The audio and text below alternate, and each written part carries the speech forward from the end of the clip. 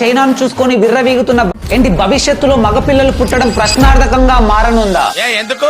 సైంటిఫికల్ గా మనిషిలోని క్రోమోజోమ్సే పుట్టే పిల్లల జెండర్ ని నిర్ధారిస్తాయి. తల్లిలో 2 X క్రోమోజోమ్లు, తండ్రిలో ఒక X ఒక Y క్రోమోజోమ్స్ ఉంటాయి. వీటిలో తల్లిలోని X మరియు తండ్రిలోని X కలిస్తే ఆడబిడ్డ, తల్లిలోని X మరియు తండ్రిలోని Y కలిస్తే మగబిడ్డ జన్మిస్తారు. సో అలా చైల్డ్ జెండర్ అనేది మగవారిపైనే ఆధారపడి ఉంటుంది. అయితే 300 years బ్యాక్ Y క్రోమోజోమ్స్ లో 1400 జీన్స్ ఉంటే ప్రెసెంట్ 45 to 78 జీన్స్ మాత్రమే ఉన్నట్టు రీసెర్చ్లు చెబుతున్నాయి.